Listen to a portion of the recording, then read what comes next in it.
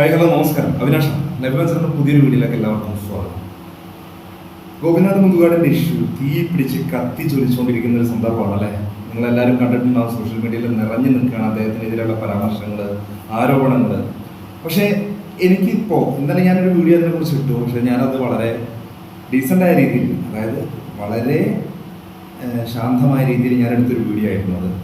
കാരണം എനിക്കിത് അങ്ങോട്ട് ഡൈജസ്റ്റ് ആവുന്നില്ല ഇദ്ദേഹം ഇങ്ങനെ ചെയ്തു എന്നൊക്കെ കേട്ടിട്ട്. കാരണം ഇത്രയും സമൂഹത്തിൽ ഇത്രയും വലിയൊരു സ്ഥാനത്തിരിക്കുന്ന ഒരു മനുഷ്യൻ ഇതുപോലെ വയ്യാത്ത കുട്ടികളൊക്കെ വെച്ച് പണം സമ്പാദിക്കാൻ ശ്രമിക്കുക എന്നൊക്കെ പറയുമ്പോൾ എത്രത്തോളം വൃത്തികെട്ടൊരു വ്യക്തിത്വമാണ് അദ്ദേഹത്തിന് ഉള്ളിലുണ്ടായിരുന്നിരിക്കുക എന്ന് ചിന്തിച്ചു പോവാണ്.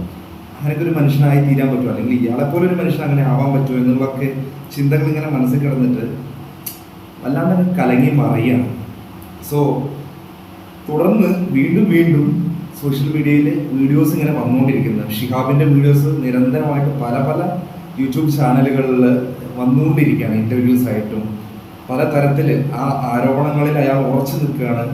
ഇദ്ദേഹം ചെയ്ത കാര്യങ്ങളാണ് എന്നൊക്കെ പറഞ്ഞ് പുള്ളി വീണ്ടും വീണ്ടും വീഡിയോസിൽ പ്രത്യക്ഷപ്പെട്ടുകൊണ്ടിരിക്കുന്നുണ്ട്. അമ്മമാർ പറഞ്ഞത് വേറൊരു വശം, അതായത് അവിടെ ഉണ്ടായിരുന്ന കുട്ടികളുടെ അമ്മമാരുടെ ഭാഗം വേറൊരു വശമാണ്. അവർ പറഞ്ഞ അനുഭവങ്ങൾ വേറെ തന്നെയാണ്. ഇതിപ്പോൾ ഷിഹാബിൻ്റെ അനുഭവങ്ങൾ ഷിഹാബ് പങ്കുവയ്ക്കുകയാണ് വളരെ വൈഡായ രീതിയിൽ. ഒരു കുവൈറ്റ് ട്രിപ്പിനെ കുറിച്ച് വരെ അദ്ദേഹം ഇപ്പോൾ ഇന്നൊരു വീഡിയോയിൽ പറയേണ്ട, അല്ലെങ്കിൽ ഞാൻ കേൾക്കുകയുണ്ടായി പറഞ്ഞതായിട്ട്.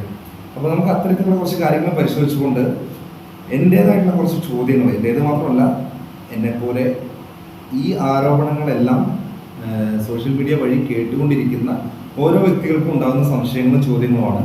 അതുകൂടെ ഞാനിവിടെ ചോദിക്കാൻ തയ്യാറാവുകയാണ് ഇപ്പോൾ. കാരണം ഗോപിനാഥ് മുതുകാട് എന്ന് പറയുന്ന ഒരു വ്യക്തി, മജീഷ്യൻ ഗോപിനാഥ് മുതുകാട്, അദ്ദേഹം സമൂഹത്തിന് മുമ്പിൽ വെളിപ്പെടുത്തേണ്ട ചില സത്യങ്ങൾ, അല്ലെങ്കിൽ മുന്നോട്ട് വന്ന് പറയേണ്ട ചില മറുപടികൾ, അതിനുള്ള കുറച്ച് ചോദ്യങ്ങൾ, അത്രയും ഞാൻ ഇവിടെ ഉദ്ദേശിക്കുന്നുള്ളൂ. ഫസ്റ്റ് നമുക്ക് ഷിഹാബിൻ്റെ ആ ലേറ്റസ്റ്റ് ഇൻ്റർവ്യൂ അത് കണ്ടിട്ട് തുടങ്ങാം. ഷിഹാബ്, നമസ്കാരം. ഫേസ്ബുക്കിൽ ഇപ്പോ ചിത്ര സിയാറിനെ പോലുള്ള ആൾക്കാരും ഒക്കെ എഴുതിക്കൊണ്ടിരിക്കുന്നുണ്ടായിരുന്നു. അതിന്റെ ഒരു ഘട്ടം എത്തിയപ്പോഴാണ് ഷിഹാബിന്റെ പത്രസമ്മേളനം വരുന്നത്. എന്തുകൊണ്ടാണ് അങ്ങനെ ഒരു ആ സമയത്ത് പ്രതികരിക്കാൻ തീരുമാനിച്ചത്? തീർച്ചയായിട്ടും ഒരുപാട് പേര് ചോദിക്കുന്ന കാര്യമാണ്. 5-6 വർഷങ്ങൾക്ക് മുമ്പ് നടന്ന കാര്യം ഇപ്പോൾ പറയണമെന്നൊരു തീരുമാനം എന്നത് എന്തുകൊണ്ടാണെന്ന്. തീർച്ചയായിട്ടും ചിത്ര മാഡത്തിന്റെ എഴുത്തുകൾക്ക് ശേഷം ഒരുപാട് അമ്മമാർ അവിടെ അനുഭവങ്ങൾ വന്ന് പറയുന്നുണ്ടായിരുന്നു. അവർക്കും ഉണ്ടായ സമാന അനുഭവങ്ങൾ. അപ്പോൾ അത് മുതുകാട് സാറ് കാണുകയും അതിന്റെ അടിസ്ഥാനത്തിൽ അദ്ദേഹം ഒരു എക്സ്പ്ലനേഷൻ വീഡിയോ കൊടുക്കുകയും ചെയ്തു. ആ വീഡിയോ കണ്ടതിന് ശേഷമാണ് തീർച്ചയായിട്ടും എന്റെ അനുഭവങ്ങളും ലോകത്തോട് പറയണമെന്ന് തോന്നാൻ കാരണം. ഈ ഒരു എക്സ്പ്ലനേഷൻ വീഡിയോയിൽ അദ്ദേഹം പറയുന്ന കാര്യമുണ്ട്, ഈ അമ്മക്ക് അദ്ദേഹം ഉദ്ദേശിക്കുന്ന ഒരു അവസരം കിട്ടാത്തതിന്റെ വ്യക്തിവൈരാഗ്യത്തിന് പുറത്താണ് ഇത്തരം കാര്യങ്ങൾ പറയുന്നത് എന്നൊരു ആരോപണം ഉണ്ടായിരുന്നു. അതൊരിക്കലും അംഗീകരിച്ചു കൊടുക്കാൻ പറ്റാത്തൊരു കാര്യമാണ്. കാരണം അദ്ദേഹത്തിന് പറയാമായിരുന്നു, വലിയൊരു സ്ഥാപനമാണ്, ഒരുപാട് രക്ഷിതാക്കളുണ്ട്, അപ്പൊ പോരായ്മകൾ ഉണ്ടാവും, തിരുത്തി മുന്നോട്ട് പോകണം എന്നൊരു കാര്യമായിരുന്നു അദ്ദേഹം പറയുന്നതെങ്കിൽ തീർച്ചയായിട്ടും എന്റെ അനുഭവങ്ങൾ ആരും അറിയാതെ ഞാനിവിടെ സൂക്ഷിച്ചു വെക്കുമായിരുന്നു. ഇത് ഈ ഒരു സാഹചര്യം വന്നിട്ട് പോലും ഈ പറയുന്ന അമ്മമാരെ ഒറ്റപ്പെടുത്താനാണ് അദ്ദേഹം ശ്രമിച്ചത്. അത് തന്നെയാണ് 6 വർഷങ്ങൾക്ക് മുമ്പ് എന്നോടും അദ്ദേഹം ചെയ്തിരുന്നത്. ഒന്നുകൂടെ ചോദിച്ചോട്ടെ, അതായത് നമ്മളിപ്പോ ഷിഹാബിന് അനുഭവങ്ങൾ ഉണ്ടായി കഴിഞ്ഞു, വർഷങ്ങളെടുത്തു. അപ്പോൾ മുതുകാട് സാറ് ഒരു വീഡിയോ ചെയ്യുമ്പോൾ അത് കാണുന്ന പ്രൊവോക്കേഷനിൽ സംസാരിക്കണമെങ്കിൽ അതിൽ എന്താണ് ഷിഹാബിന് പ്രൊവോക്ക് ചെയ്തതെന്ന് കൃത്യമായിട്ട് പറയും. തീർച്ചയായിട്ടും. കാരണം ഈ അമ്മമാര് പറയുന്നതൊക്കെ അവരുടെ അനുഭവങ്ങളായിരിക്കാം. കാരണം ഇതേ അനുഭവങ്ങളിലൂടെ കടന്നുപോയ ഒരു വ്യക്തി എന്നതുകൊണ്ട് തന്നെ ഈ അമ്മമാരുടെ സംഭാഷണങ്ങളൊക്കെ ഞാൻ കേൾക്കുന്നുണ്ടായിരുന്നു യൂട്യൂബുകളിലൂടെയൊക്കെ. അതിനുശേഷം ഈ മുതുകാട് സാർ പറയുന്നത്, ഇത്തരം കാര്യങ്ങൾ സംഭവിക്കുന്നത് പോരായ്മകളാണെങ്കിൽ തിരുത്താമെന്ന് പറയുന്നതിന് പകരം ഈ അമ്മമാർ വ്യക്തിവൈരാഗ്യം തുറക്കുന്നു എന്ന രീതിയിലേക്ക് ആക്കുമ്പോൾ തീർച്ചയായിട്ടും ഈ അമ്മമാര് സമൂഹത്തിൽ ഒറ്റപ്പെട്ടു പോവുകയാണ്. ഇവരുടെ അതേ സമാന അനുഭവങ്ങളിലൂടെ കടന്നുപോയ വ്യക്തിയാണ് ഞാൻ. ഒരുപക്ഷെ 5 വർഷങ്ങൾക്കോ 6 വർഷങ്ങൾക്കോ മുമ്പ് എന്റെ അനുഭവങ്ങൾ ഞാൻ വന്ന് പറഞ്ഞിരുന്നാലും ഈ അമ്മമാർ ഇന്ന് ഫേസ് ചെയ്യുന്ന അതേ ഒരു അവസ്ഥയിലൂടെ തന്നെയാണ് ഞാൻ കടന്നു പോവുക. അപ്പൊ എനിക്ക് മനസ്സിലാവും അവരുടെ മാനസികാവസ്ഥ എന്താണെന്ന്. അതുകൊണ്ട് ഈ ഒരു അവസരത്തിൽ അമ്മമാർക്കൊപ്പം നിൽക്കുക എന്നുള്ളത് എന്റെ ഒരു ധാർമ്മികമായ ഉത്തരവാദിത്തമാണെന്ന് ബോധ്യമുള്ളത് കൊണ്ട് തന്നെയാണ് പറയണമെന്ന് ഞാൻ തീരുമാനിക്കുന്നത്. അത് ഒരുപാട് ചിന്തിച്ചതിന് ശേഷം എടുത്ത തീരുമാനമാണ്. ഒരുപാട് ആളുകളുമായി ഡിസ്കസ് ചെയ്തതിനടുത്ത് ശേഷമുള്ള തീരുമാനമാണ്. മുതുകാട് സാറിനെ പോലൊരു ആളുടെ അടുത്ത് പ്രതികരിക്കാൻ ഉള്ള ഷിഹാബിന്റെ പേടി എന്ന് ഷിഹാബ് പറയുന്നത്. തീർച്ചയായിട്ടും.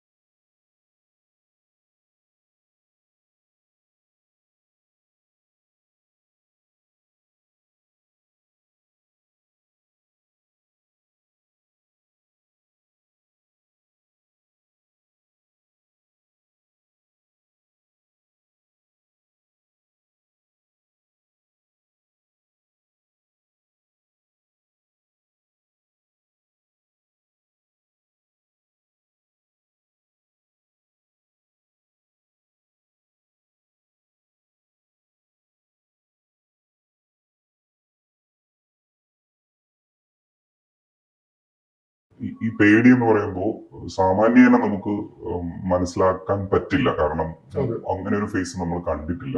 പുള്ളി ആ ഏരിയയിലും അല്ല വർക്ക് ചെയ്യുന്നത്, ഇപ്പോൾ ചാരിറ്റിയാണ് ചെയ്യുന്നത്, മുമ്പ് മാജിക് ചെയ്തിരുന്നു. തീർച്ചയായും. അപ്പൊ ഇതിലൊന്നും നമുക്ക് ഈ പറയുന്ന ഭീഷണിയുടെ സ്വരമൊന്നും ഉപയോഗിക്കേണ്ട ഒരു സ്പേസിലേക്ക് വന്നിട്ടില്ല.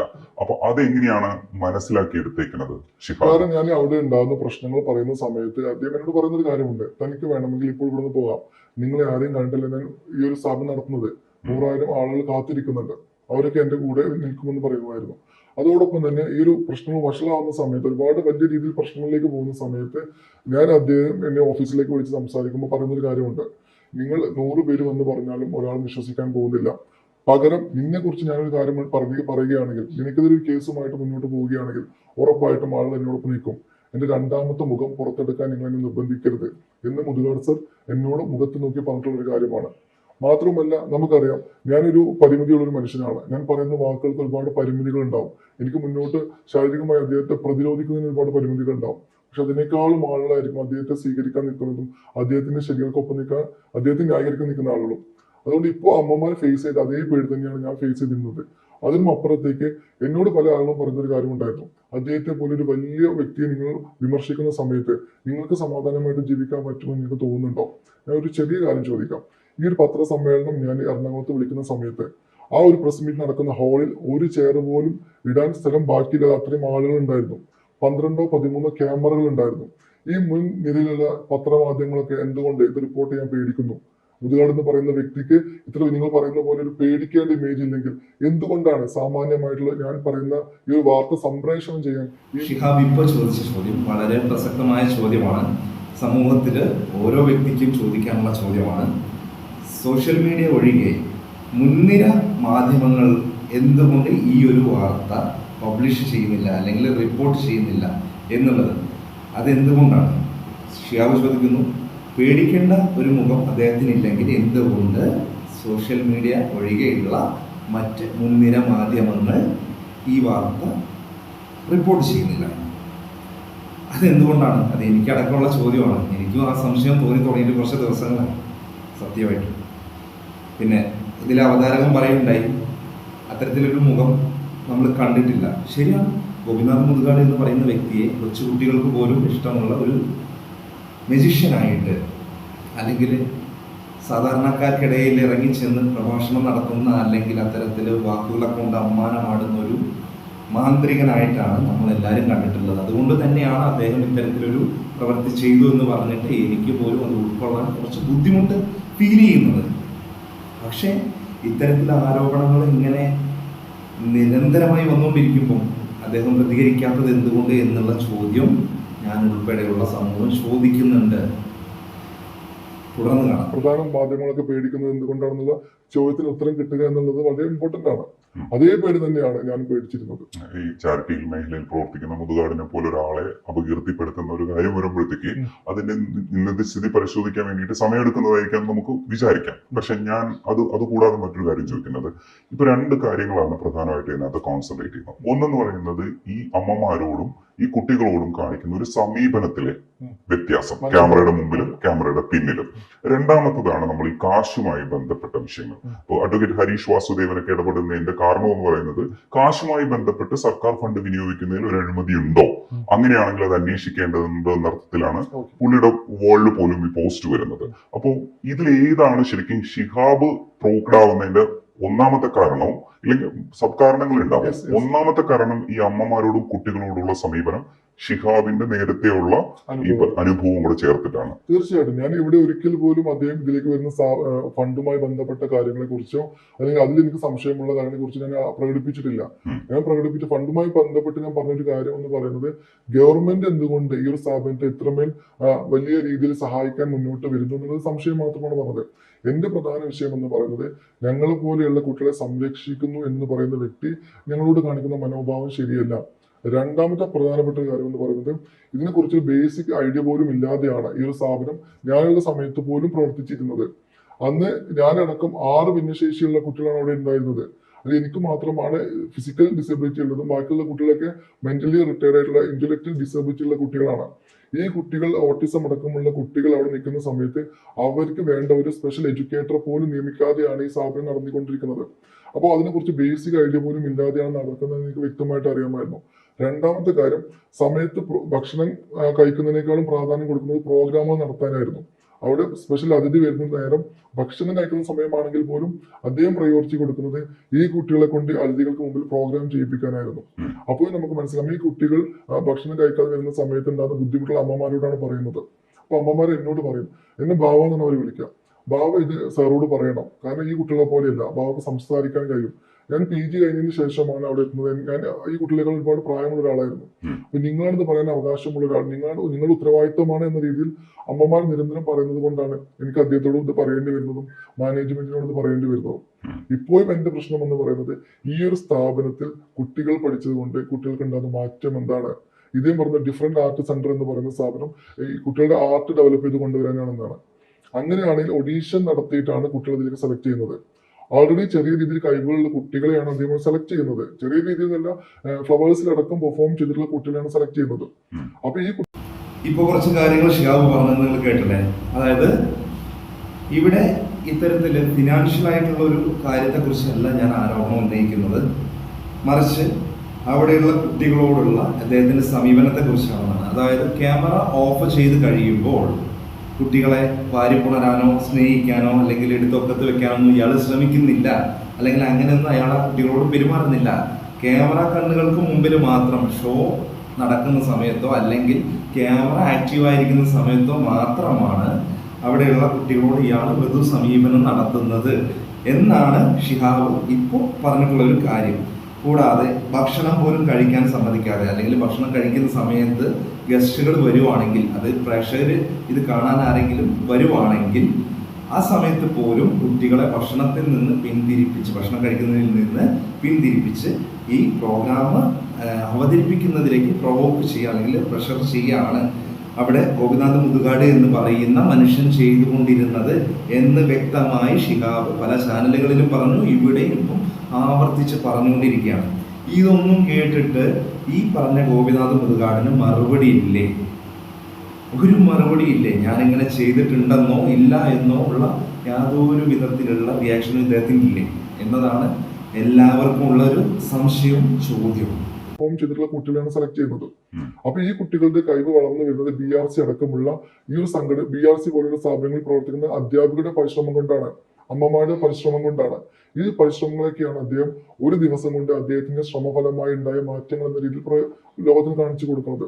ഇതിനെതിരെയാണ് ഞാൻ സംസാരിക്കുന്നത്. ഇതിനകത്തൊരു ക്ലാരിറ്റി വരേണ്ടത്, ഈ ഡിഫറെന്റ് ആർട്ട് സെന്റർ മുന്നോട്ട് വെക്കുന്നതായിട്ട് അവർ പറയാൻ ശ്രമിക്കുന്നത് എല്ലാ ഓട്ടിസ്റ്റിക് ആയിട്ടുള്ള ആൾക്കാരെയും നമ്മൾ ഇൻകോപ്പറേറ്റ് ചെയ്യില്ല, നേരെ മറിച്ച് കലാപരമായ കഴിവുകളെയൊക്കെ സെലക്ട് ചെയ്യുമ്പോൾ ആ സെലക്ഷൻ പ്രോസസ്സിൽ അങ്ങനെ ഒരു ക്രൈറ്റീരിയ മുൻപേ ഉണ്ട് എന്നുള്ള രീതിയിൽ തന്നെ മുന്നേ തന്നെയുള്ള വീഡിയോകളിലും സംസാരിച്ചിട്ടുണ്ട്.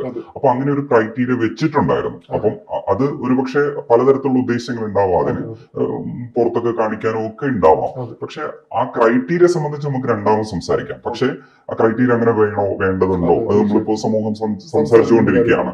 പക്ഷെ അങ്ങനെ ഒരു ക്രൈറ്റീരിയ അവര് നേരത്തെ തന്നെ പറഞ്ഞിട്ടുണ്ടായിരുന്നു. അപ്പൊ അങ്ങനെയാണെങ്കിൽ അവരങ്ങനെ തന്നെയാണ് സെലക്ട് ചെയ്യാൻ തീരുമാനിച്ചിരുന്നത് എന്നുള്ളതാണ്. അപ്പൊ ഞാനൊക്കെ കരുതിയിരുന്നത് അങ്ങനെ കുറച്ചു പേർക്ക് ആശ്വാസം കിട്ടിയാൽ എന്ത് തെറ്റ് എന്നാണ് ചോദിച്ചിരുന്നത്. അതിനെങ്ങനെയാണ് നോക്കിക്കാണുന്നത്? അവരുടെ ആ പറച്ചിൽ നേരത്തെ തന്നെ ഉണ്ടായിരുന്നു എന്നുള്ളത്. അങ്ങനെയാണെങ്കിൽ ഇപ്പൊ അദ്ദേഹം നിരന്തരം പറയുന്നത് 300ഓളം കുട്ടികൾ അവിടെ ഉണ്ട് എന്നുള്ളതാണ്. ഈ ഡിഫറെന്റ് ആർട്ട് സെന്ററിൽ മാത്രം. എംപോർ എന്ന് പറയുന്ന പ്രോഗ്രാം ബന്ധപ്പെട്ടപ്പോ എനിക്കറിയില്ല, അതൊരു വർഷം ഞാൻ ഉള്ള ഒരു വർഷം മാത്രം പ്രവർത്തിച്ച സ്ഥാപനമാണോ ഇപ്പോഴുണ്ടെന്ന് എനിക്കറിയില്ല. അപ്പോൾ ഈ 300ഓളം കുട്ടികളിൽ നിന്ന് എന്താണ് സ്ഥിരമായിട്ട് 30ഓളം കുട്ടികളെ മാത്രം വിദേശ രാജ്യങ്ങളിൽ പോയി അദ്ദേഹം പങ്കെടുപ്പിക്കുന്നത്?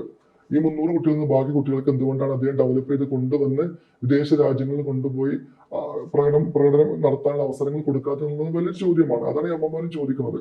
പക്ഷെ ഞാൻ പത്രസമ്മേളനങ്ങളൊക്കെ പറയുന്നത് ഈ ഒരു സ്ഥാപനത്തിന്റെ തുടക്ക സമയത്ത് എനിക്കുണ്ടായ അനുഭവങ്ങളാണ്. ഈ ഒരു സ്ഥാപനത്തിന്റെ രീതി മുന്നോട്ട് പോകുന്നത് ശരിയല്ല എന്ന് മനസ്സിലാക്കിയതിന്റെ അടിസ്ഥാനത്തിലാണ് ഞാൻ അവിടുന്ന് റിസൈൻ ചെയ്യാമെന്ന് തീരുമാനിക്കുന്നത്. അങ്ങനെ എന്തൊരു കഷ്ടമാണല്ലേ. അവിടെ ഇപ്പൊ ഷിഹാബ് പറയുന്നു അവിടെ ഉള്ള കുട്ടികളെ സെലക്ട് ചെയ്തത് മുൻനിരയിൽ, അതായത് അവരുടെ കൂട്ടത്തിൽ മുൻനിരയിൽ നിൽക്കുന്ന, അല്ലെങ്കിൽ ഇങ്ങനെ വൈകല്യങ്ങൾ ഉണ്ടെങ്കിൽ പോലും കലാപരമായിട്ടുള്ള കഴിവുകൾ ആർജിച്ചിട്ടുള്ള അല്ലെങ്കിൽ കഴിവുകൾ ഇൻബോണ്ട് ആയിട്ടുള്ള കുട്ടികളെ സെലക്ട് ചെയ്യുകയാണ് ചെയ്യുന്നത് പ്രമുഖ ചാനലുകളിൽ നടക്കുന്ന റിയാലിറ്റി ഷോകളിലൊക്കെ അവസരം കിട്ടിയിട്ടുള്ള കുട്ടികളെ ആണ് ഇവർ സ്വീകരിക്കുന്നത് അല്ലെങ്കിൽ സെലക്ട് ചെയ്ത് ഓഡിഷൻ നടത്തിയെടുക്കുന്നത് എന്നൊക്കെ ഇപ്പോൾ ഷിഹാബ് പറയുന്നുണ്ട്. അവതാരകൻ തിരിച്ചു പറയുന്നു, അത്തരത്തിലുള്ള കുട്ടികളെ തന്നെയാണ് ഇതിലേക്ക് കൊണ്ടുവരുന്നത് എന്നൊരു ക്രൈറ്റീരിയ ഓൾറെഡി അവർക്ക് ഉണ്ടായിരുന്നു എന്നും പറയുന്നുണ്ട്. ഇത് നോക്കണം, ഇതിലൊരു വൈരുദ്ധ്യം വരുന്നുണ്ട്, വളരെ വ്യക്തമാണത്. ഷിഹാബ് ആരോപിക്കുന്ന കാര്യങ്ങളിൽ പലതും എതിർക്കപ്പെടേണ്ടതാണ്. എന്ന് വെച്ചാൽ ക്രൈറ്റീരിയയെ കുറിച്ച് ഷിഹാബ് സംസാരിക്കുന്നില്ല, പകരം ക്രൈറ്റീരിയയെ കുറിച്ച് സംസാരിക്കാതെ ഇത്തരത്തിലൊരു ആരോപണമാണ് വെച്ചത്. പക്ഷെ അത് കഴിയുമ്പോൾ, അതിനെ എതിർത്തുകൊണ്ട് അവതാരകൻ സംസാരിച്ച് കഴിയുമ്പോൾ ഷിഹാബ് വീണ്ടും മറ്റൊരു കാര്യം പറയാണ്. 300ഓളം കുട്ടികളുണ്ട് അവിടെ എങ്കിൽ 30 കുട്ടികളെ മാത്രം എന്തുകൊണ്ടാണ് സ്ഥിരമായിട്ട് ഇത്തരത്തിലൊരു യാത്രയ്ക്ക് കൊണ്ടുപോകുന്നത്, അല്ലെങ്കിൽ ഇത്തരത്തിൽ വിദേശ രാജ്യങ്ങളിലെ പ്രോഗ്രാം കണ്ടക്ട് ചെയ്യാൻ, അവതരിപ്പിക്കാനൊക്കെ കൊണ്ടുപോകുന്നത്? എന്തുകൊണ്ട് ബാക്കിയുള്ള കുട്ടികളെ ട്രെയിൻ ചെയ്ത് അവരുടെ കഴിവുകളെ പരിപോഷിപ്പിച്ച് അവരെ കൂടെ ഈ ഫംഗ്ഷനുകളിൽ കൊണ്ടുപോകാൻ, അല്ലെങ്കിൽ ഇത്തരത്തിലുള്ള ഇവന്റുകളിലേക്ക് കൊണ്ടുപോകാൻ സജ്ജരാക്കുന്നില്ല എന്നാണ് ഷിഹാബ് മറ്റൊരു ചോദ്യം ഉന്നയിച്ചിട്ടുള്ളത്. അത് പ്രസക്തമായൊരു ചോദ്യം തന്നെയാണ്.